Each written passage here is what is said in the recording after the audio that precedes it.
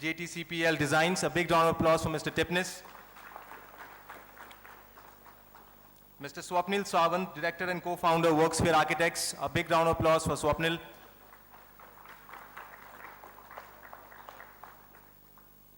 Mr. Prashad Shintre, Associate Director, Project Management, Colliers International. A big round of applause for Mr. Shintre. Mr. Kalhan Mattu, Director, Planet 3 Studios, Architecture Private Limited. A big round of applause for Mr. Mattu.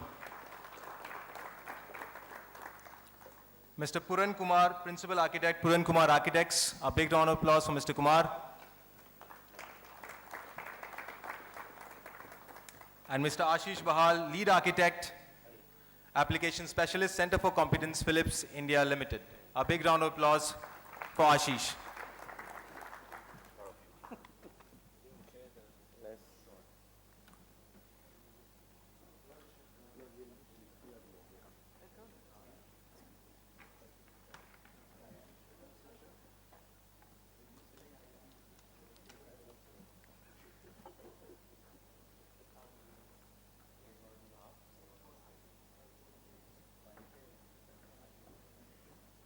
You can use the diagrams if you want. You can use it. Yeah. So standard rules and procedure, Manish, 1 hour panel discussion followed by 10 to 15 minutes of question answer from the crowd, an open house, and I'm pretty sure you will do a great job. So no doubt on that. So all over to you, your panel, let's do it.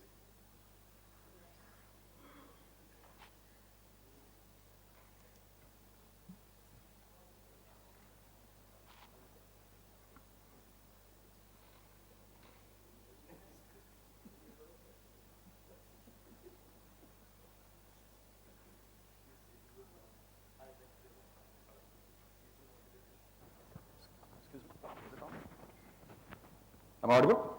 I am. Thanks, gentlemen, and thanks ITB to have us around, and actually thanks for me to be, for you to be choosing me to moderate this panel of friends and contemporaries and designers and young architects as well. Can I first request before we start this, Kalan, if you can just stand where you are sitting right now. Can you just stand up?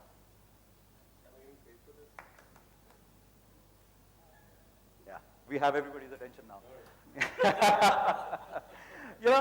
I was at a panel last week and talking to some very coveted developers in Delhi. A very interesting discussion came about the practice of design. I was, there were a lot of design firms and some very coveted names, and I'm not supposed to name them. But everybody was like voicing their concerns with regards to how this industry is going and how the business has been dipping and, reeling under fee pressures, cost pressures. And a very interesting, I will name it, actually Mr. Pranav Ansal had a very interesting view on that particular thing, question which was asked by one of the architects. He says, you guys don't run your business like a business. You're so passionate, you're so design focused, you're so operational focused that you lose focus on the business, the community. And we were talking about it a while ago, and I think that's a very interesting bit to start with, because if it starts with business, which is your own business, and I take a seat back and repeat, which nowadays everybody talks about, that when there is an emergency in an aircraft, you are supposed to wear your own mask before you help anybody else. That's a known fact. So are we breathing ourselves better to be able to support the smart workspace that we want to eventually build, which is business to the corporates that we work with. I think that's where we need to start from, and let me just be a little more technology savvy and ask a few questions. We speak about smart, and I thought the first thing would be interesting to hear what first words ring the bell with with the panel. So let me start with Ashish, who represents who's a design head representing the vendor fraternity. Ashish, I hope I'm not wrong. Yeah, fair enough. Thank you for that great post Smart, that you gave. Smart, what does it mean to you? So, enough immense talk of smart cities and everything smart is going on. So, of course, it's a big definition in itself, but I think let's make it simple. So, smart is something very intuitive, I think very simply said. So, it's something which sort of adapts. I'm not talking about smart cities or whatever, but generally smart. It's something intuitive which sort of adapts to your or personal or probably a group of people's situation. And it has to be, and end of the day, it's about human centricity, it's intuitive and human centric. So it's about, it shouldn't treat people like robots. It should treat people like human beings. And then the way they want it should be human centric. So, Human-centric, I think that's the word to catch up, and I make a mental note of that, Ashish, and we'll talk about it a little better while we go on. Yeah. Mr. Kumar. Call me Puran, please. Okay. I think smart is balance. I think smart is efficient. I think smart is intelligent. To me, some of the key words that you attach with smart are things which make us look good with least amount of effort.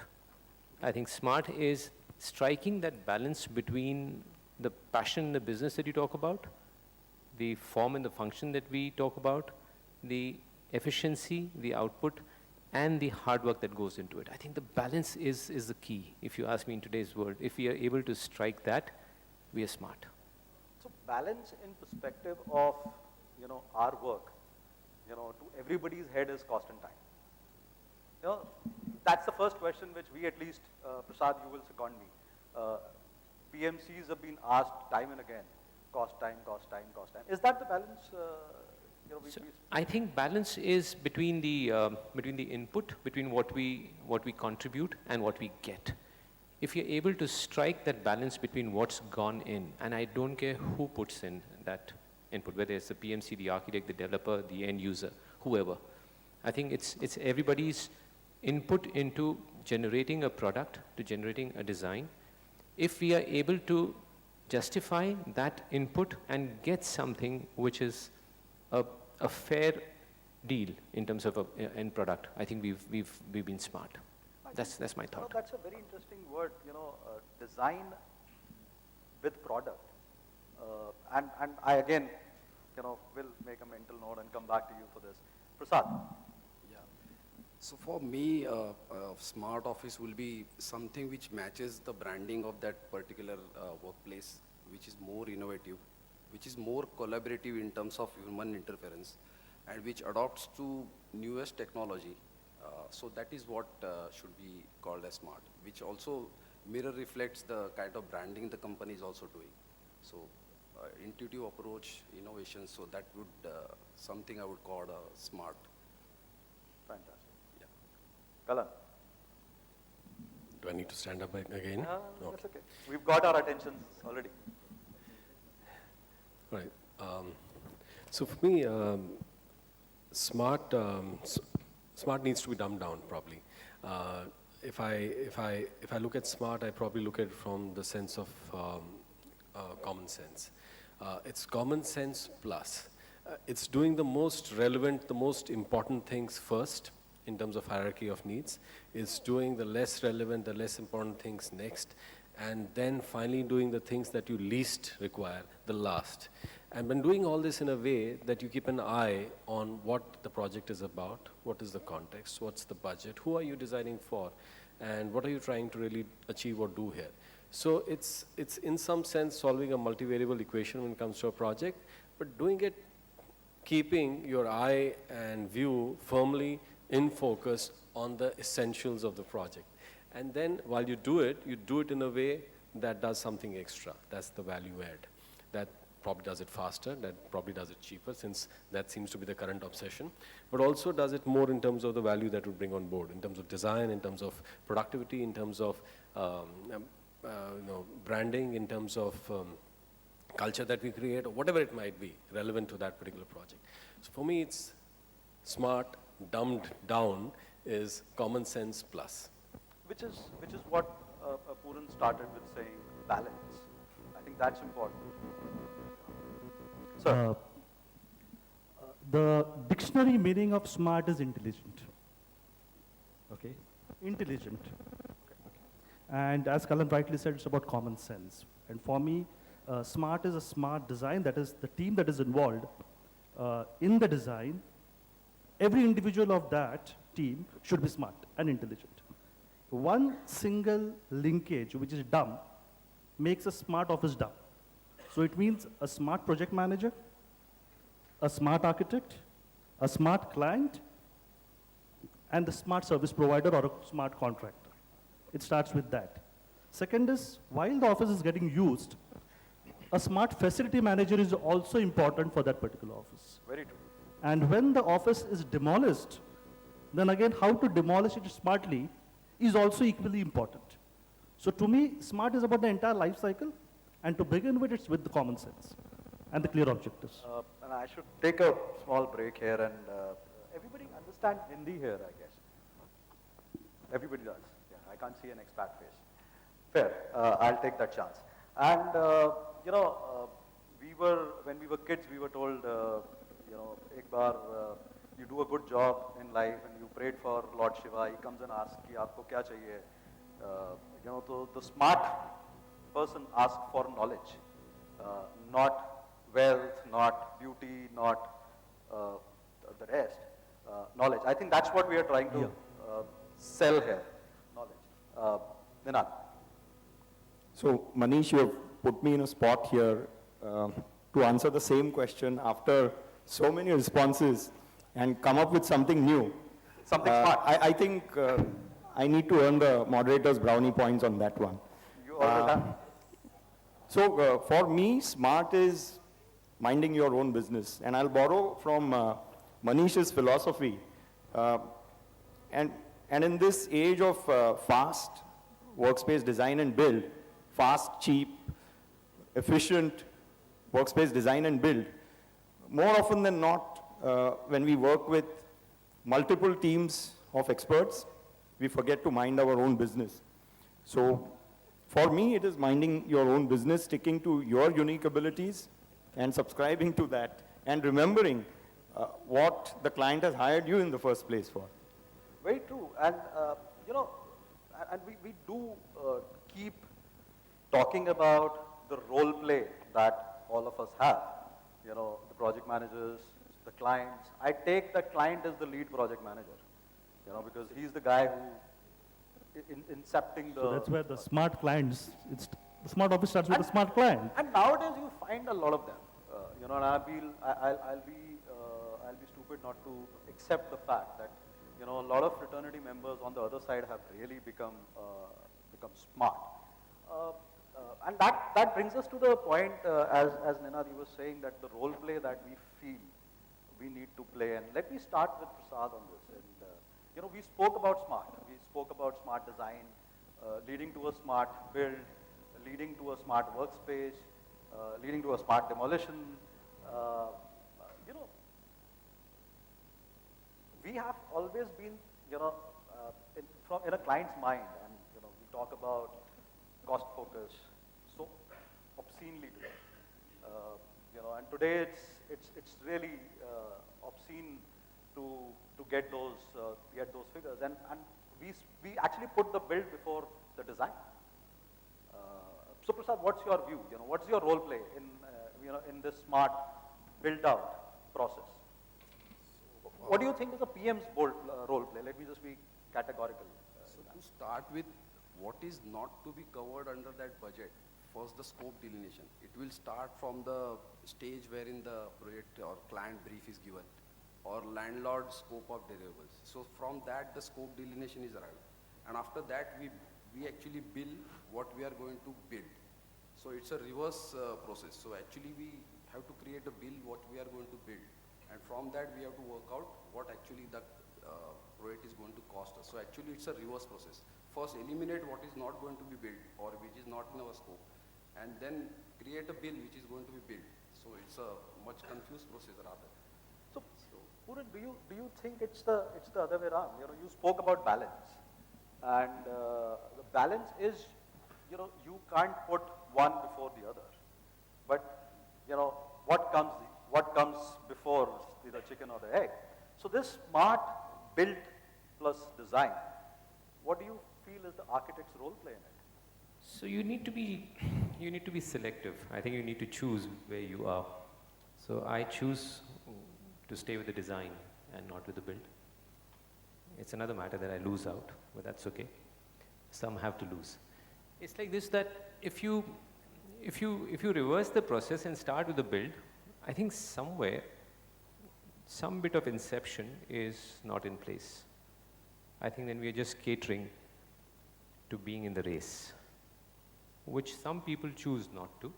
Most people choose to be in the race. I think this very control of the projects, and I call it an end product for that reason, which is what it's become now, in the hands of cost controlling monitors is possibly taking away the design or the passion or a certain amount of hunger for excellence, for perfection out of things. I feel it's possibly the demand of the hour, and we may all in our own ways be responsible for something like this. But I do feel that there is that select band of smart clients, good work, people who still believe in quality, precision, detail, longevity, durability, people who still stick to their principles of trying themselves and going beyond themselves and not just be driven by that bottom line. So let's say out of 10 projects which we may be getting inquiries for, we may end up doing only 2. But as architects, we enjoy doing those 2 and excelling in doing what we do and delivering to the client that he remembers for a lifetime. And in the process, if those other 8, which are primarily driven by the bottom line, by the figures that drive the projects, they were not meant for people like us, so it's okay. There's a balance there. There's a balance of good work. In the end, I don't know who's smart. Manish, I really don't know who's smart. Yeah, the final guy who stands and keeps standing is smart. So, so Kalan, your view on the role play, you know, between the design, a smart design and a smart build, what is the product? You know, Pooran said the product is actually design.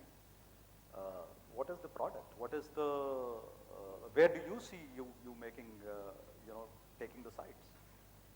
Where do I take sides? Pooran obviously wears one hat, and he candidly admitted to that. Am I being heard? Yeah. So in my case, I do wear multiple hats at times, and I'm happy to do that. I think at the end of the day, for all of us, we find we find a reason to give meaning to our existence, and that's professionally as well. And for architects, that's a more amorphous kind of a question that we deal with. For you, it can be easily quantified, and you can define numbers, and you can define dates, and in that sense, the conversation for most of the projects has been taken over by objectivity rather than subjectivity, which is critical to what we do here. Now, I need to bring in another perspective, and it's a room full of people who deal with numbers, and rightly so. Our world runs on numbers. But I need to bring another perspective that that spaces that we design are more than numbers achieved, and they have a lasting impact on organizations, on people, on individuals in many manifold ways. The criteria that we employ currently to judge success and therefore smartness in some sense is very limiting, is one point that I wanted to make. But generally, for me to give, to give meaning to my existence, I try and broaden the view that the client might have about a particular project. It might be, as we spoke just before this, a whole discussion about what the budget for the project ought to be, and then just a perspective that the capital expenditure of so much can actually result in operational expenditure of that much is a perspective that you bring on board. But that facility guys can do. But what we do is, this plus something else. And that plus that I was talking about, that common sense is understood, which is the smart thing to do, which you guys are, you know, insanely capable of doing. And you've been doing for a long time. But the plus bit is that not so easy to define subjectivity, and not so easy to define quality that we bring to a project, and how that can go a long distance. And there are n number of examples across the world of how people have taken leaps of faith and done things which were lasting and which made a great impact on their organizations, on their brands, on everything else. And I think that's the key role architect has to play. Architect is, in some sense, a generalist who has a very broad vision of what is happening.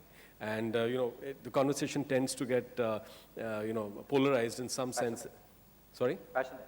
Yeah, it gets polarized in some sense that we both look at each other from notions that we have, and then we assume that architect is there to only speak about aesthetics, which I think is terrible. We don't only speak about aesthetics. We tend to take a lot of things into account. So, and we're not there to only increase budgets. We're definitely not. We can be active partners in reducing budgets or cutting timelines or finding alternative technologies or ways or means if it is necessary. If it is necessary, if it is required for the project. Not that it is by default mandated that any project that comes to me has to necessarily be within this much square foot, within this much timeline. I think that's stupid. It's far from smart. So Correct. the role that I play is to bring a general sense to the project, sometimes a view of sanity. I say, let's step away and understand what we are trying to achieve here. And I can second that, Kalan, because we've worked together on a few projects and some real cost-effective assignments we've done together. And that brings us back to the same theory that Steve Jobs actually never ever saw the balance sheet of the organization. He was passionate towards building a product. And that's why, you know, we are an Apple generation. You know, if we would have been, and that's where I go back to the same conversation that I started with, that yes, it's a business. It has to be run like a business, but it has a lot of passion play in it. You cannot take the passion play out of the product. Nirant, I would want to hear your thoughts on this because, you know, we've couple of projects we've done recently and we've had these conversations wherein we were trying to do a role play. You know, you or me, should I take the first step or me? So where is, you know, how to build that smart office which is the end product without the client really standing on the side? So we've heard a standpoint where Pooran talks about celebrating architecture and pursuing design, studying it further and developing a project and reaching a product which in essence is design. And he also pointed out to the other end of the spectrum which is a project governed by numbers and timelines. Correct. But I am of the opinion that there is something very interesting in between, which is a philosophy I am trying to study currently, which is using all your technical expertise, which is using all your knowledge you've gained over the years into evolving a brief compatible with the client's aspirations, driving it the way you want, and making the client believe he has actually driven it. And that is a very interesting space to be in. That's so true. That's so true. But that, you know, and Swapnil, your view as well. You know, I'd like to hear See, I have a little bit of different opinion and views on this. To be disciplined, you really don't need to spend much. The real cost goes up because of leakages in terms of not getting the requirement right from the client, you know, not looking at the design multiple times and not doing a risk analysis in the project. And that's where many a times the cost goes up. It happens at the level of the contractor also. To bake a wall in a plum, you know, you really don't need an additional cost. And the quality comes by being just disciplined. Now, many times, I have realized that very rarely architects revisit the work that they have done. I'll give you a simple example. I did one project for a client, and once the project was delivered, you know, we had put almost 180 tons of air conditioning in a 20,000 square feet project. And 6 months later, 180 tons. yeah. Okay, sorry, no, yeah, it was 180 tons. Okay, yeah, go. Okay, now, That's role play in real time. okay. And then when the client called me back and he said, when I found the property operational, I realized only 90 tons of air conditioning was actually getting utilized. And he called back the consultant and everybody questioned the consultant as to why it was so. Okay, and when the same facility, exactly identical facility was happening in phase 2, and then he challenged the heat load calculation. And he said, what standards are you referring? And at that point of time, we were referring ASHRAE standards. And he says the mass index, the body index of an American cannot be applied to an Indian. Okay? When we saw the monitors that were calculated, he clearly said that, the kind of work that we are doing, we are not a BPO where a machine runs 24/7 or the entire 8 hours. Many a times our machine go on a sleep mode. So discount those things. And when we discounted, it actually came to 90 tons. And then we put 120 tons of AC in the same place, and the facility is still operational. So there is nothing about, compromising in design, when you are relooking at your projects. I hear you. So the fact is, if you relook your projects and be disciplined, you will end up saving the cost and still maintain your design aspirations. But if the client gives us a chance, second chance. No, that's where, now that's a different thing. It depends upon how you deliver the client. Sorry, that's me. And that brings me to a bit of a, I love to use this word, a brutally honest question.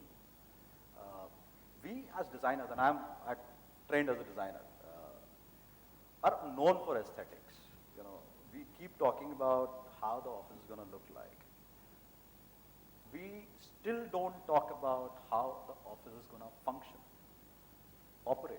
You spoke about air conditioning. Imagine there was in a space which is requiring 90 tons, we were throwing 180 tons.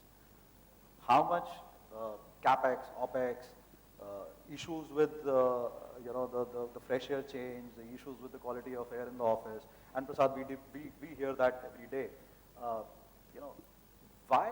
When? Let me ask this question to myself more than anybody else. When will we actually, again brutally honest, don't kill me after this, but grow up to design offices from an operation perspective? And Kalan, you No, picked up I'll the take that mic, down. I'll so- take that down. I'm sorry to contradict you here, and I'll be brutal about it. Is that I think it's a misnomer. It's a notion that you have about designers. I don't think designers limit themselves only to aesthetics. I think we are not decorators. Design by definition is a multidisciplinary kind of a process that trains you or forces you to look at the multiple variables that affect a project. And I can define what is critical or important in the project, but I'll still have to take care of all the different variables that affect the project. And that's the nature of the design process. So if a designer is only talking about aesthetics, is only talking about materials, is only talking about this, then you change the designer. Because you have to work with people who have that overall view of the project and the ability to engage with all those things. See, it's coming back to Apple, and Apple is a often used and abused example in this case. An iPhone is not just an aesthetic flourish. It's a fantastically well-functioning product. Correct. And what makes that function well is the serious engineering that goes into it. That's design in a sense. So the designer there is not taking ownership only of those lovely curves, but he's also taking ownership of everything else that went into making it. And Which is the functionality of, the functionality. And of that product. It's about the experience. Correct. And But what probably might be happening is that if everybody just keeps hammering into you, that you try and make it fit into 1600 this time, and you try to make it happen like yesterday before, tomorrow, then obviously the designer would step back and said, hey, let's take a moment. Let's try and understand what this is. Is this really important? This is how we have to do it. And while you're doing this, you're only talking about numbers. You might just get an office which is so cookie cutter and it is so, so generic that you won't be able to tell one from another. And that's the case. There are a lot of designers whose portfolios are 300 pages, but pretty much the same picture repeated all over again. I'm not judging that. that's okay, that's what they live by. But is that what the companies really require? If they require, then why do you need designers? That whole effort can be, substituted by a machine that is smartly, programmed. It's as simple as that. Why? When you're engaging with a designer, it's a dynamic that you have to engage with. And that designer has to have a broad overall view of everything. I don't think any designer designs from first principles of function. I don't think any designer starts from aesthetics first. I mean, any designer worth his salt, unless you're Zaha Hadid. I would love to hear Pooran's view on this, because you started with saying design a product, which ends up into a workspace which is a smart product at the end. So to you, design is a product. And sorry. Sure. So I have 2-3 things over here. I'll go back to a couple of discussions. I'll take one point from what Kalan was saying earlier about the architect having the overview over a project. I think that's one fact which is grossly, it grossly goes undeserved. It goes unnoticed. It goes absolutely ignored. The point here is that if the designer, the architect is conceptualizing a project to start with, you come to me with your requirements, your certain vision, your dream, and I hear you, I give you a lot of time, I try and understand you, I get into your psyche, I get into the culture that you come from, the background that you come from, and there I start conceptualizing a space, conceptualizing it inside of me, a space which I think suits you. I design and I get out of that space, but you use it, you enjoy it, you live it, you're richer by it. By that manner, I am actually sitting on top of the entire scheme over here, looking into every possible thing. I don't ever see design which is only about aesthetics and not about function. I have never seen it differently. I've only seen designs in my head that work. I was just having a very brief chat with Ashish on lighting. I don't see lighting as a feature in design. I see lighting integral to the design. I see air conditioning, Swapnil, as integral to the design. How can I approve or go through with anything and give it to my client which has not been tested, which has not been proven, which has not been commissioned properly? How is it possible? And yes, please ask me that once again, when will we grow up? I think a lot of people in this room may need to grow up. But I think the key thing here is that if you put your heart, your mind, your soul into a project, every aspect of designing, whether it is the functional aspect of all of the services, the aspect of circulation, the space management, the very fine and subjective aspect of design and aesthetics, how do you leave any of these factors outside of a design? I'll go back to one more point that Ninad was making. I think, Ninad, it's time that we have to stop talking about money and time in the same breath. I think you and I have the responsibility of doing that. I think a project manager comes to us and says, this much cost, this much money. A client does the same, guys. Let me not malign anyone here. We go back to the contractors with the same. I'm the project manager for most of my projects. Sorry for some of the people on the stage. I don't work with project managers as much as I would like to because they don't like me as much. Having said that, That's not true. having said that, sorry, we will do this outside. Having said that, the point that I'm making is everybody wants good time, good money, right? Apt money. But I think it's important that we do not confuse the time taken for a project with the money required for the project.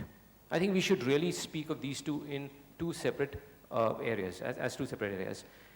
Someone like me, a practice run by me, is so time-driven that the clients swear by it. They swear by the fact as to how you organize yourself right from the beginning to come to a point where it's always delivered before they expect it to be delivered, and they're in.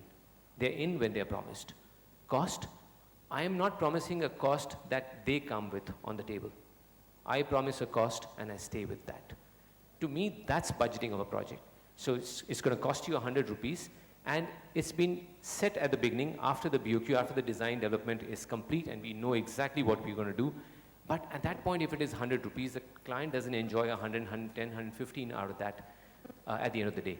But if you're able to do 100, 101, 99, 98, or 102, 103, it's fine. And I think that to me is project management of the cost kind, which does not have to be the time management. To me, these couple of things where we feel that that as architects, we need to be trusted more. We need to be given more charge to take care of the project, whether it is by the client, the developer, or the project manager. To my mind, as architectural outfits, and I think there are a few firms over here which do a lot of work in the field of corporate architecture, I think we need that trust that has to be, while we understand the times are competitive, the times are cutthroat, and everybody is looking at making sure that the budgets are good. But I think if everybody has, and certainly made a point over there, if everybody has their heart in the right place, where everyone is smart, from the end user to the contractor and his subcontractor, his daily labor, or whatever, if everybody is smart and is focused towards producing a good product, we don't see any reason why we can't grow up. I don't see any reason why we can't deliver.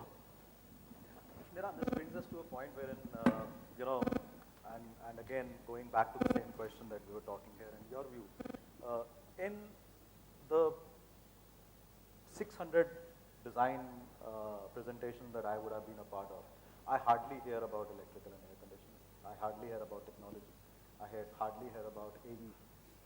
We still speak about 3Ds. We still speak about, you know, great 3M film design or whatever. So, you know, what's your view on this? So I'll first go back to where Pooran left. I think we are living in very interesting times where the spectrum of workspace design is much broader. I mean, it is at its broadest dimension today. So the way we look at a project depends pretty much on the brief, the project, the scale of the project, the number of teams working alongside you on the project. That is very important. There could be a project where you are the sole technocrat responsible for the success of the project, or you are looking at a project where you are one amongst a dozen. And what is very important there is to assume the role of a very good listener too. And I think we are all guilty of being siloed and not trusting other teams enough. That's a very, very that is the kind of first impression I get when I work or embark on projects with multiple teams. And we just recently delivered a very successful project where we had a dozen teams. And we learned from our mistakes in the first project. In the second one, it was remarkably different. The product was much better, smart. Far smoother. Because we trained ourselves to be better listeners. We respected the cost consultant, who doesn't exist till the design is frozen, till the BOQ is published to the client, and the third brief goes to the cost consultant. We respected the role of a facilities manager, and we got him on board before the layouts were frozen, and there were some amazing insights we got out of it. So I'm just giving a couple of examples, but when the entire team worked in unison, that is when the project got delivered properly. So it's not just about aesthetics, it's not just about functionality, it's about being a better listener, it's about trusting the abilities of other team members and believing that they also have a different dimension of intelligence to contribute to in the project. I hear you on this. And, you know, I'm a bit wary of time, so let me just get on to the second thought that I have in mind. A few months back or so, I think 2 months back, I wrote a blog which I got a lot of rave reviews for, mainly from the developer fraternity, honestly. I was looking for it was written for the design fraternity. But, you know, it was called, "Is the iPad gonna replace my work desk?" And this thought came from, I was in a presentation with an insurance firm, and they spoke about that, "Manish, I have my teams who would come in and go out. You know, you make a desk for me which costs me around 4.5 lakh rupees per year per desk, including capex, opex, depreciation, whatever you want to, you know, the jargon put in together. And if I just give them a 50,000 rupees iPad, I don't need them to come to the office. I'll have an app here wherein, it goes in. So we were talking about a tectonic shift to technology from the tangible, work desk, and Featherlight must be hearing that and shivering. But, it is soon going to be a big truth that we will have to accept. So where do you see us as designers and project managers, and you will play a big role in that, Ashish. Where do you see that tectonic shift leading us to? Are we prepared for that? Puran. Not to have a job. To hear your views. So I think there are a few things which the technology can take over, and we can see a shift. But then there are a few things which, at least in my lifetime, I don't see them moving from what we do. I think, and that may be old school. So even today, Manish, before we go on to a more technologically advanced medium, we have the very basic technology of drawing and designing on CAD and on various softwares, whether it's 3D or whether it is rendering or the basic 2D designing. And then you have the touch and feel, the human touch. I think the day we lose the human touch completely, and this is design specific. This is not for an insurance sector. This is also not for a developer. This is not for a banker. This is not even for somebody who runs an agency or whatever. I think from the design perspective, the human touch, the human feel of actually having the brain telling the hand to do what it is to do on something that is in front of you will remain a human fact for a long, long time. But this is not to say that we can't take support of technology. We are very different from what we were 10 years back, even in this part of the world. We're not even talking about in other parts of the world, the other parts of the world. We're talking about here where technology has replaced a whole lot of things that we would be spending time doing, whether it's communication, whether it's design transfers, whether it is the convenience of seeing what you have, where you are, without really having to be in the same space. So that's a truth, and I think that truth's only getting bigger as we are going forward. But that by no means should be mistaken with the loss of the human touch, as I keep repeating. To me, having a pencil in my hand and having to sketch what's in my head could possibly be what is the difference between the user who's sitting in front of me saying the same thing and what I'm conceptualizing for him. So while he may have that iPad for 50 people in his office because they can not see him and deliver what he needs to see as numbers, figures, balance sheets or whatever, or sales for that matter, but I don't think I can give that iPad to 50 people and get what I sketch in front of me because he's talking to me. I have office is just not a working need, it's also a social need. In my office, people come not to just work, but they come to crib about their mother-in-laws. It's a stress buster. I mean, the women in office, of course, not the men. So it's a social need. I mean, you need a change of atmosphere, and when they go back, they feel more refreshed. So that's not going to change. And if it's going to change, the productivity is going to drop. Just by technology. Yes, so two things to it. So predicting the future is a brave man's job, and I'm not brave enough for that. I don't think any of us should be. So two things here. One is there's this dystopian vision we have of the future where everything will disappear. Tables won't be there, chairs won't be there, people will be floating in space on iPads and stuff, and everything's going to change. We'll be wearing spandex suits, and there'll be like shine in light. So that's one view of the future. So the thing is, future creeps on us in a very different way.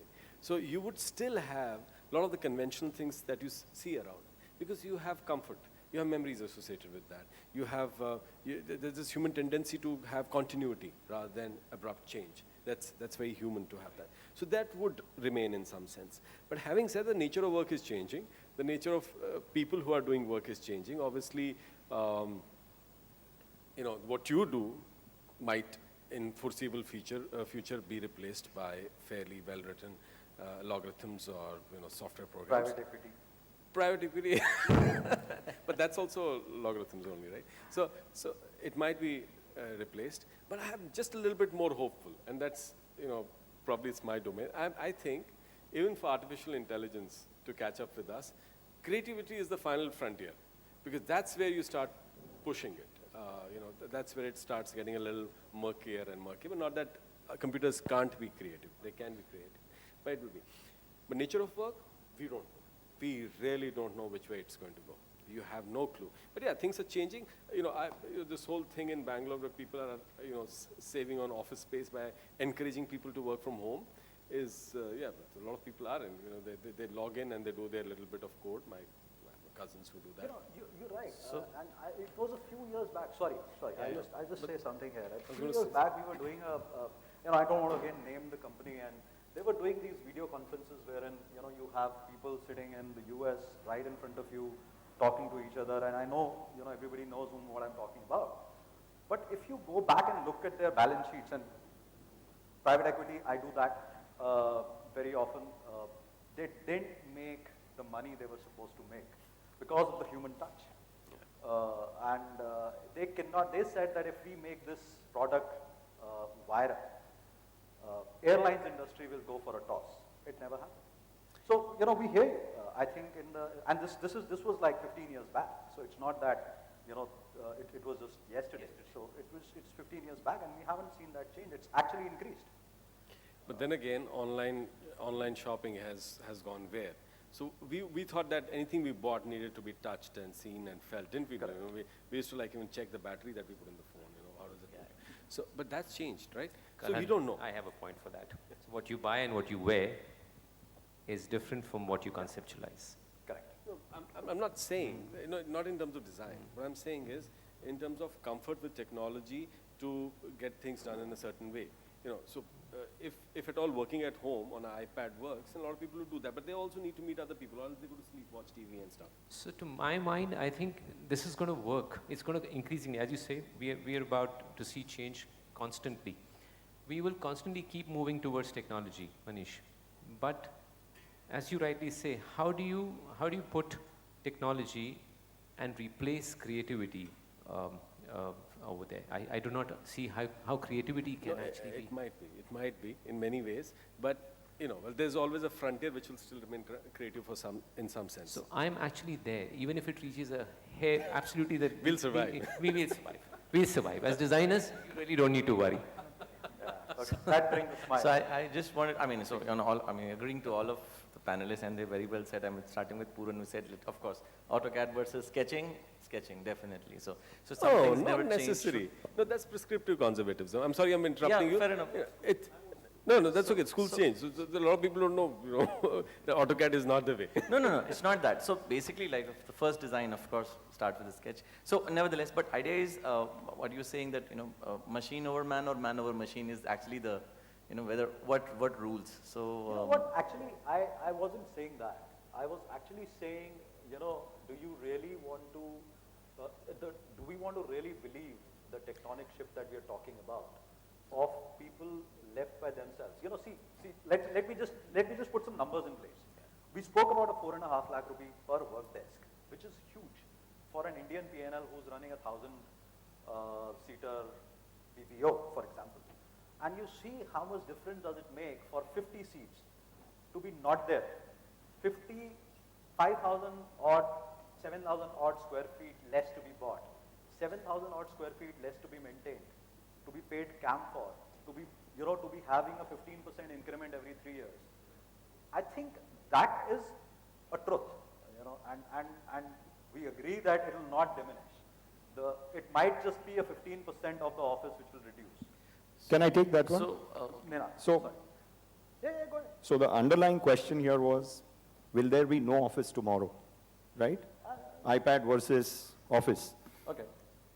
So I'm the golden mean person here. I've been always talking of averages here. So like everybody took moonshots at the future, I think virtual and real will coexist. Will coexist. Are there virtual conferences happening today? Yes, there are. Do we have anything more to offer than the audiences know? I don't think so. The audiences probably know more than us. but it is this sense of community which brings us together. And that is always going to remain. Correct. Man will remain to be a social animal. No, you know what, and I answered, somebody asked me this question, you know, and I'm asking you guys, and I was again the last guy to answer. I think it is done for a growth perspective. It is not done for a savings perspective.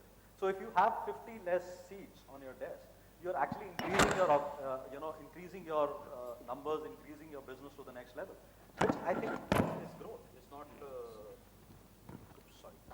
it is growth. It's not something to do I with. mean, agree and disagree because, maybe we are friends in real life and maybe we are Facebook. I may have 700 Facebook friends, but my real friend group still remains those 10, 15 odd people. The human centricity cannot be replaced. So there has to be a fine balance. We may bump into a person, oh, maybe he's a Facebook friend, but I don't know him. So, that will never work. It will probably work on an e-platform, iPad or whatever. Let me get a design perspective on that. So they say, so any experience that engages the maximum number of senses is the one that leaves the most impact on you. So therefore people connect, therefore people procreate, therefore people do things what they do. Because it apparently engages all the senses. So, so I think virtual has its limits. It's fantastic. I haven't seen anybody more social than him. He's on Facebook, he'll actually respond. And that's brilliant. And he has a great social circle on Facebook. And we're in his wake trying to catch up, playing catch up on that. And it's a brilliant thing that he does. So he's out there. But then meeting him in person, and this also has its own dimension to it. And I think somewhere along the way we'll find different ways. But coming back to the whole friend thing, so my dearest friends have not met in a long while, really long while. But Ninad and me sometimes do, catch up on Facebook. Catch up on Facebook. So I would say the more virtual grows, the more smarter real will be. Right. Again, next question I would want to jump. Sorry, and this would be, Prasad, you-centric most of the time. In today's world, I think obscenity of cost is something which we keep hearing every day. And we spoke about why and, growth of business, reduction of costs, so on and so forth. Which brings us to a question, and which I keep asking a lot of design friends, yourself ones I did. QS is such a huge part of your deliverable, pre-designed deliverable, because that's very, that's the very basis. That's the flux between the smart design and the smart build that we are trying to address here. I have seen in the biggest organizations of design firms, QS is the last known guy in the firm. He gets the first seat in the organization. He's hardly been spoken to, spoken of, spoken with, and whatever. So, what is your view? You look at it from a different, Prasad, you look at it from an outsider to the design fraternity. How do you see QS, and how would you want to be seen? That's more important. So much of the prerogatives are set at the time of design brief, I suppose. So the office requirement or the concept can be given into 3 stages, say grade A office, grade B office, or grade C office, with the kind of interiors defined. The QS role will be to identify the base requirement, quantify them into certain type of grade A, grade B, or grade C requirement, in which your furniture, your carpet, your zonings, your collaboration spaces, or the kind of finishes also the client is looking at, that can be standardized. Or a grade office can be minimized to a grade B requirement or to a grade C. I think that perspective, the QS can play a major role in standardizing of the specs for different grades of office. And then architects can throw some more light on how they actually pursue their office of grade A or grade B or grade C. But is that defined? It can be defined actually. A standardization process is already in place. So we normally define those kind of office, you can always compare a Google office with a Facebook office or with a normal banking back office operation. So those type of offices are graded. With a Google, you will have much more workplace for an individual employee. Collaboration spaces will be more. But for a typical banking back office requirement, it will be much more, consolidated space kind of a requirement. The QS will talk about more about square feet ratio per person. So that type of gradation can always happen. And it will always depend on the brief which is given to QS, like what type of business it is, back office, front office, or a corporate, or what kind of branding the client want to send it to its own client, Right. its own business. Right. So I think once that brief is consolidated, the QS gets an idea, then the architects can throw more light. Prasad, hold your thought there. Swapnil, you spoke about low-cost architect. I would like to hear the point which we were trying to make right That was an outside. offline discussion, man. Yeah. Let this be online. It No, has all of us to be are brutally low-cost honest. architects. right? Brutally honest, as we call it. Yeah, so Yeah, what do you want to so do? you see what's the role of the QS that you see, getting to the point that you were saying, the low-cost architect. And it's not fee, I'm sure, it is not. Yeah, see, now it is comfortable. See, what I'm trying to bring in here is, if I ask a question to anybody, how do you estimate your project? Right. And the standard answer would be, I have a template, and I simply put figures in the template looking at the drawings. Correct. Correct? Now, this question was asked to me by a client, and I went to my QS and I asked him, how do you do it? And he said, ask the client to come and meet me. And he told the client, let's visualize the office from day one, how it is going to get executed. So we actually visualize the entire office on the day one. So many workers are going to be on the site. This is the first thing that is going to be done, that marking on the site. Second is the raceway, and we wrote down the entire process, what is going to happen. And once we wrote down the entire process by visualizing, sitting with the client actually came to know what is actually the input in the project. And when the input in the project was a vision which was shared between the QS and the client could believe the QS for the estimation. And while doing that, while visualizing that entire thing, the risk was also analyzed and it was mitigated at the table itself. And believe me, by doing that and mitigating the risk while visualizing the entire execution sitting with the client brought down the cost of the project. Your Not- QS is going to get 20 calls from all over the place tomorrow. No, this is where I'm talking about an intelligent and smart client. Right. A client questioned me, how are you going to estimate the project? And it was definitely a different kind of a project, not a standard conventional project. Right. I've just been told that we have just a few minutes left on this, and I like to jump to something which I call a brutally honest round. And I'm going to ask some brutally honest questions, to all of you guys. Let me start. We as a fraternity, and I take myself as a, responsible for it to an extent, is reeling under cost pressures, actually fee pressures. Cost pressures are under our control, fee is not. Who do you think is responsible for it? Kalam, you go. And it's not the client, by the way. We're going to have a drink after this, right? No, I'm going to take the next flight out. You're not going to find me for next 1 year. All right. So it's everybody from the consulting side. It's you, it's me, it's all of us over here. And the reason for that is that we've not been able to communicate the value of what we produce and give to the client. And in failing that, we tend to define our existence by whatever, few things that we do. And then one of the things is that, hey, I'm able to do it for you at this fee. So that fee has become like an important factor in terms of, choosing one firm over the another. And this whole, it's pretty much a race to the bottom right now. When it comes to the PMCs, architects, everybody are just outbidding each other in terms of the cost of the project. 1,500, 1,200 mein ho jayega. Ye nahi, I'll do it, like 4 weeks mein ho jayega project. It's become, it's a conversation I think that has gone completely out of control. There are people who are making a good living doing that. I wonder for how long. It seems like another dot-com burst that is about to happen because everybody seems to be putting this in a cycle.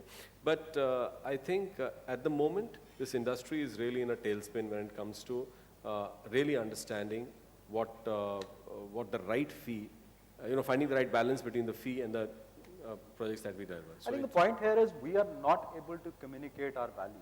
I think that's more important. Puran, sorry, I would like to hear your thoughts on this. Potential clients more than my clients who've been with us and who've used our services and enjoyed us. I say enjoyed us because they come back, so they must have enjoyed somewhere. So I keep educating people who wish they could have a PKA design office or a home, and I keep telling them as to why they must spend what we are asking them to spend or be projecting a certain spend. That's because of the value that it brings. That's because of the quality that it bears.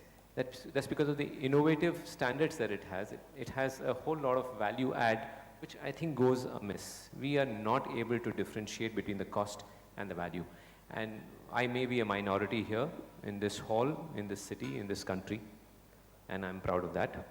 But I do not think that you compromise on cost so that you can win. Just so that I let you know, I've got an email this afternoon before driving down to this summit, that I've lost a project. And I've lost a project which is important to us.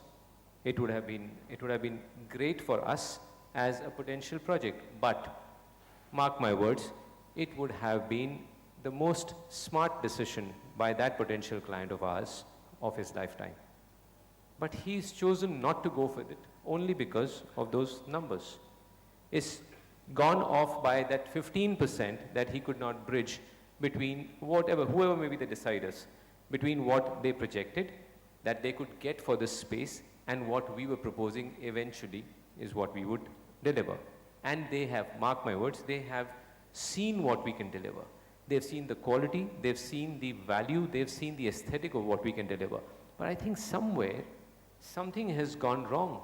Somewhere, someone else is possibly showing him a product which may be a couple of notches below, but he'll say, there's no fee in there, sir. We will give it to you without a fee. So, if I was in his place, I'll find it difficult to get fooled. I would find it really difficult not to be fooled by that. Well, I want to add something. I can draw a simile with the advertising industry. They are also into a creative field.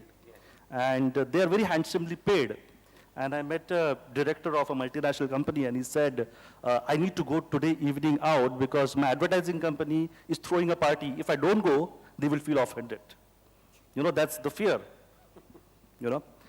Some years back, clients were a little bit scared of architects because what was there in architect's mind, nobody knew. But today, with the technology coming in, on the day one, client knows what architect is going to deliver. And there is no joy of surprise. And when he knows what architect is going to deliver, he tells the contractor, boss, kar de, architect ka last ka fee nahi dega to chalega. Because he already knows what the end picture is all about. So the issue is, one is the technology, and second is there's no differentiator between all of us. Differentiator need not be only cost and design. The differentiator could be the entire experience of engagement. process, that's right. Process, experience of engagement, which is not communicated. A differentiator would be the way client is paying the fees. There's no architect who has come and said, you pay me in EMIs. That's the pricing differentiator. So what's important is we need to get into a disruptive innovation mode, where we come up with something which is beyond cost and aesthetics. And if that differentiator somebody brings on the table, I'm sure client will have alternatives but not options. Clearly, alternatives is either he can go with me or he can go with him, but he cannot get what Puran can deliver. He cannot get it from Swapnil, and what Swapnil can deliver, he cannot get it from Puran. If that situation comes in, maybe we all will be safe. I think, Swapnil, the client needs to be a little more educated here. I'll be very honest with you. The client today is a little more uneducated than we would like him to be. So there has to be a collective Don't you think it is us at fault because we have Kalan made that point. Kalan made that point that I think somewhere the cutthroat, that साहब ये 1200 में करता है मैं 1000 में करके देता हूँ, is kind of thing that possibly has driven it Can I to be this. more brutally honest now? Okay. So, client always got those people. Architect साहब 1200 में बोल रहे हैं मैं 1000 में करके देता हूँ. But the guy now talking that is in a suit. And he's legitimizing that conversation. He's legitimizing that conversation. standing in front of the client. So the truth is that you have a very important role that's been handed to you. Correct. We can argue whether it was necessary or not in the manner that has been handed to you, but the fact is that it is. And architects, like everybody, has to engage with that fact. Somewhere they drew the tree wrong. I think they made a project manager and then below architect, below vendor and below this. I think it had to be an architect as a separate relation and PMC as a separate relation, two separate branches out of the same thing. Yet, having said that, now it's imperative that you guys, who have the ear of the client, who have the primary engagement with the client, actually bring some sanity to this. I mean, it cannot go on the way it is going on right now. It's a completely incestuous world here. I don't know whether my PMC is going to be doing the contracting, or is it going to take on the contract as well, or first, I don't know whether this PMC is from that company or that company. I'm confused to begin with. Okay, that's the first confusion. You again talking about So I think we're generally talking about PMC and its role in bringing sanity to this, and I think Alan has a point. No, I'm telling you, I'm telling you that you have a very important role here. See, traditionally, architects had this generalist role where we were the advisor to the client. Principal. We were also, Contractor. we enabled that project to happen in its own way. Okay. Correct. Maybe the timelines were not as aggressive as yours. Maybe the budgets the bottoms had not dropped off. But the world did go on. Now it's a different world, and you are in charge. So its primary responsibility is yours to actually bring the conversation back to value, and not to a commodified world where it's just numbers and I think dates. he's right. We need to reduce the commodity factor out of a project. I think a project has to be dealt with like a project. It's a design product. It cannot really be a No, commodity. it starts, I agree with you. Now, why this thing gets commoditized is because the design brief that comes to an architect is in a commodity format. You know, it's very important for project managers to create a design brief which will really bring creativity out of an architect. You know, You always- it's all numbers. I have a completely different take on this. And I'm reminded of the statement you made that architects look at their setups as design studios, and there is no business angle to it. So there are more than a couple of cases in my studio where we've had relationships with clients for more than a decade now. So if you look at the graph, maybe it started in a very cost-effective way, but these are the highest revenue contributors to us today. Correct. So architects also need to understand not to look at a project as a snapshot, also to trust the intelligence of the client and not just shift the blame to A agency or B agency and assume complete personal responsibility. So we as a practice, we have three parameters. The respectability of the brand as client, the design potential of the project, and the commercials. If two out of the three are not met, we don't work or we don't embark on that project. So, sorry, paucity of time, and I want to get to the last brutally honest question here. I was on a conference in Singapore, wherein I was a part of the panel, and it was a few developers who were across, and we were basically selling India to Singapore. Interestingly, one of the developers, again, let me not name, it's not right to do that here, said, and he looked at me and said, guys, we are the biggest stakeholders in India, within the panel, and they are. And he made a very stark comment. Every designer, every project manager in India is untrustworthy. And, you could have seen me, I am red in face right now. You could have seen me how I would have been, right sitting there when it was a comment made. It brings us to the whole question of transparency, within our systems. Your take, Prasad. What's your view on this? Transparency. It was a stark comment, and I'm, when I'm saying that, I'm still furious in me. Especially if a developer is saying that, huh? Correct. He's the client. He's the paymaster. Actually, it's very difficult questions, I think. No, it's Yeah, not a you difficult, wanna it's an like easy come- question. So the thing is this, we're not unique, and I'm not saying that everybody is bathed in milk over here, if to borrow that expression. But there are those in every profession who find ways and means to extend the remuneration that they're getting. And sometimes that's the elephant in the room in a conversation. You know what is happening. Good for them, whoever need to do that, they've defined their practices that way. But there are also equally clients and the client representatives who work the system the same way. There are project managers also who take that same color. There are contractors who take the same thing. I feel finally it goes down to the client. The corruption starts with the client. The client is giving you, So the whole story of Aam Aadmi is corrupt. No, I'll go to the client. The developer in this case. He's paying a pittance for a project thinking that he's the smartest of all and he managed to get this crazy deal. Now, I'll give you a perspective in Bombay. I work in Bombay, I work in 14 cities in India. If X is the fee paid to an architect, 20X is the money they are willing to spend on getting approvals.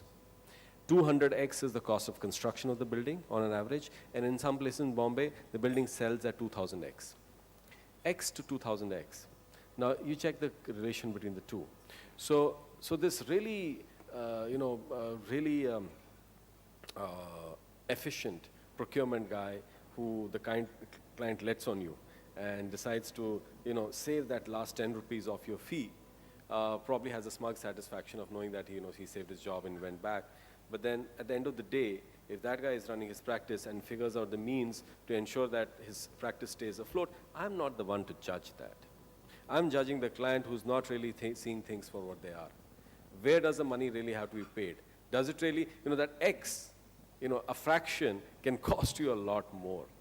It can cost you a lot more. Value against the cost. Exactly what I'm saying. Correct. If there is fault in the X input in that equation, your 2000X can become 1000X or whatever else. And we know it, there are enough instances of that, things going on. So somewhere, we need to get a perspective on it, and I think it's a question, a matter of the kettle calling the pot black. I think the time is off. Time is off. So let me just end this with a little bit of a positive mode. And I was speaking at a conference very recently. Sorry, I'll just help you here, Manish. Not wanting to leave you the only one who's red-faced. I face that as well in the rest of the world.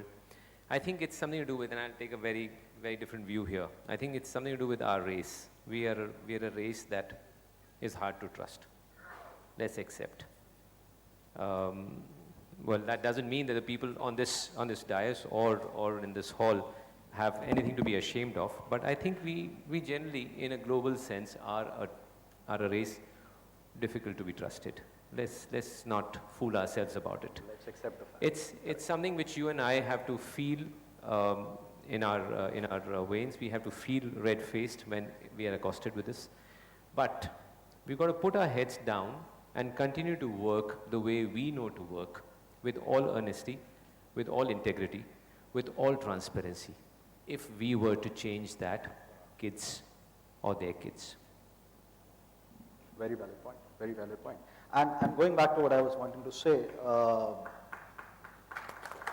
Thank you. I think,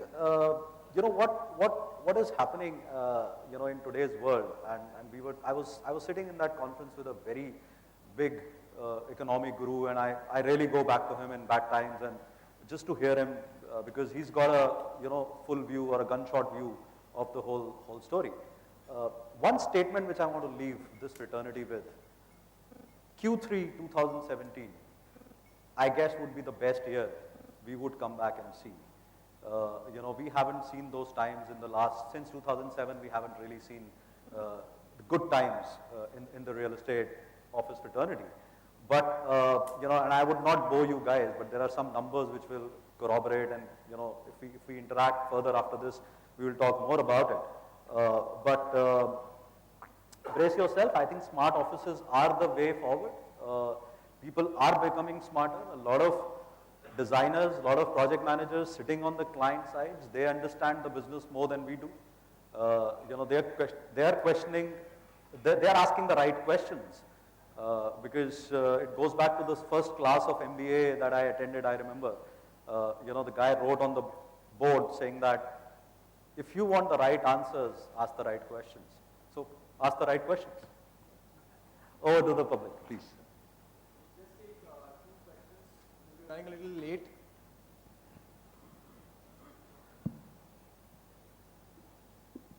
Thank you. Manish and team, my name is Sadanand.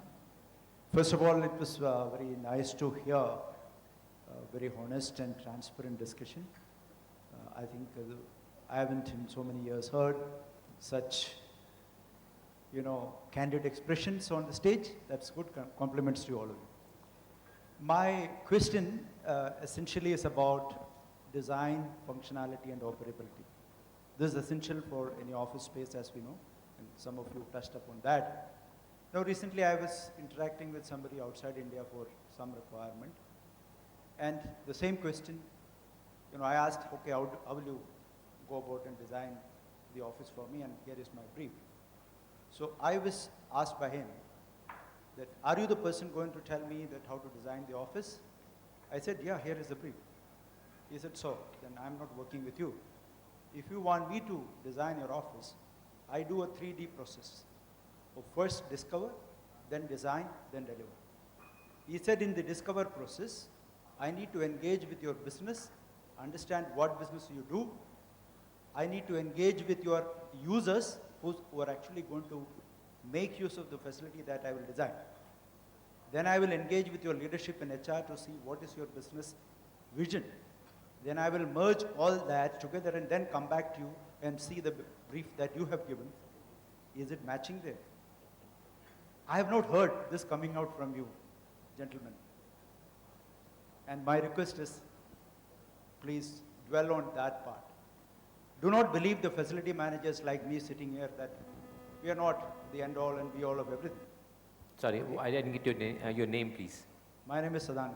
Sadanand, I think you missed the point that I was making to Manish, where I said when I get a client come across to me and he wants me to design for him, I don't only just discover him, his business model, his projection, I get into his psyche.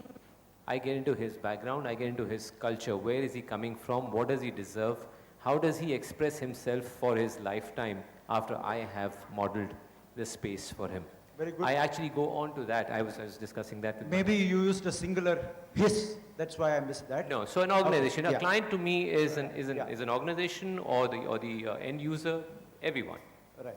Okay, thanks a lot. So that's where I think is the gap is. So what are you going to do as a fraternity to bridge that?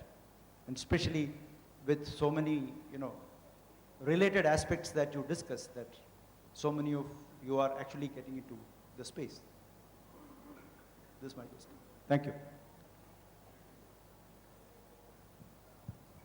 Hi, my name is Makran. I heard about you guys, nice conversation, understood one thing. But a lot of time I've heard about Apple, everywhere people talk about Apple. We are forgetting one point of this, you are a brand of yourself. Job has created his brand by product. I don't see anybody is doing that, individuals in India. That's the biggest challenge.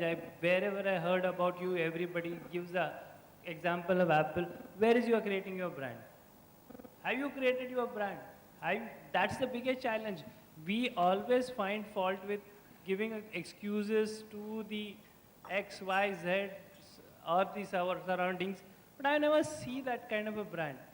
Another important aspect, I completely agree. The point he made that about the integrity issues. The people are going to questions. So even our mythologies talks about that. Everybody talks about that. So integrity has always been questioned. How you prove is the very important things. So when the performance is going to put that forward. So that's the one thing which is I was not got that thing. Completely appreciated. Both points taken in the right spirit. And let me tell you, there are practices today which have made brand names out of themselves, and a lot more practices are following suit. I'm sure you're aware of a lot of them. It's happening as we speak. Can I answer that question? Okay, I'll give you an example of foreign architects coming in and doing projects here. I was discussing with a developer, and he said, my project is given to an XYZ, I won't name the name, architectural firm. And I asked him, what kind of a building is he doing? He said, he's doing a building which is out of the world and things like that. And the building was somewhere down in Panvel. I asked him, whose brand is he promoting? And he started thinking, and then I said, yeah, looking at that building, somebody's going to say that this is an HOK's building, and not your building. So if we decide to make our own brands, the clients will lose their brands. So it's important to get into client shoes while designing, and not to make client a guinea pig for your creativity and making your brand. That's my point of view. Swapnil, I don't agree there. I think there's a zone where the client and the architectural expertise can coexist. We must, I think he has a very valid point. I think, and Ninad is endorsing the same. To a lesser extent, but I definitely would want to take this back home, that if you were going out and branding yourself aptly, where you know what PKA can do, you possibly are better informed to take advantage of the expertise that possibly you deserve, and I feel that you deserve, which is the point he's making. I think the client does not have insecurity issues about his own brand when he's engaging a top-shot architect, when he's engaging someone who has a branding in the world. I don't really think so. Otherwise, you would not have the best of the names across the world doing buildings all over the world. Because they had a client, you remember? They had a user. Whether it's a museum, whether it's an institution, whether it's a corporate. Every building worth its salt designed by an architectural firm, No, which but is it has very to be well known. contextual, not shown in terms of, I want to create a brand, which a lot of architects do. But it is just because it is my building, it has to look different. It has to be contextual to the I agree place there. and things. I agree. So you cannot be just because I wanted to create a brand that I do something Fair enough. and play around with clients' Fair money. enough, fair enough. To answer you with a different perspective, I come back to Manish. We need to start looking at the practice as an enterprise and not just a design studio. Once we start looking at it as a business, as an enterprise, I think we'll progress to branding too. Completely agree with you. I seen when somebody has designed my product in Bangalore, we were 5 crores coming out of that when we done it 3 years back. Today, the business is doing the same facility with the help of that 200 crores they're taking out of that facility only. Only one thing is that the vision was there with the designer team that let's look for the future thing requirement. We done sample, the cost has got only by 1%, not by 100%, 20, but 1% we paid extra, but we got 200 crore business done out of that same facility. I have a human side to that as a repartee. So I may not be very technologically advanced in that, but the human side is that when I design spaces for people like you and my clients who enjoy the spaces that we design, the productivity by way of the human feel-good factor goes up. And I have got that as a proof from my clients as a response, that their teams perform better, their output is better, the productivity is better. I don't know the numbers, I don't know the technology side, but I know one thing, that if a designer puts his heart into a space that he's designing for the end user, you can't go wrong. You can only look upwards. Just wanted to add that the product has been appreciated not in India, outside India. Just to add that the person is in your fraternity. So we come back to that. I think one last question, Manish. Last question for the panel. Yeah, it's been really good listening to the panel. My only one take as a FM man is that yes, you make iconic things where people enjoy working there, they feel good, there are new concepts coming in, but please understand that the operability and the functionality always has to be kept in mind. How many of us really think and has mastered a design for a washroom in an office? We all keep suffering. You have an icon, you look good, you put new models, you have tried to copy new designs. These small things matter for us when we actually operate this place. Is there air circulation? What is the standards? You'll throw me a book saying these are the standards. Across this, by this, I must have so many urinals. But in Bombay, thousands of people will come by a train and hit the washroom there. Where is that standard? Do you modify those standards for your today's need? My only take for you is we need to look at it from our angle, our operability, and make our own icons. Thanks. Thank you. I think we'll sum it up and close it. Thank you, Manish, for wonderfully moderating this panel. Very informative, very insightful, and I think we had a great conversation. Thank you all once again. I would request you to kindly be on stage. I would like to call on stage Mr. Sunil from Philips to kindly do the honors of leading this beautiful painting over here.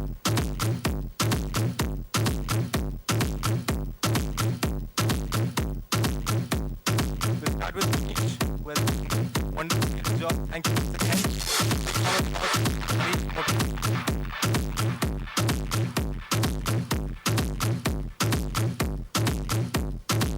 Our member started and then fitness starts running.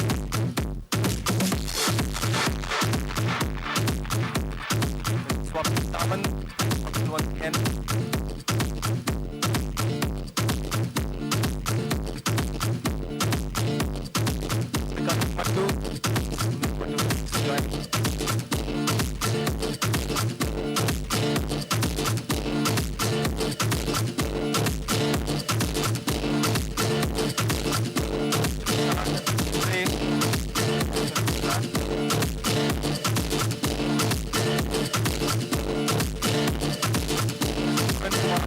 Thank you.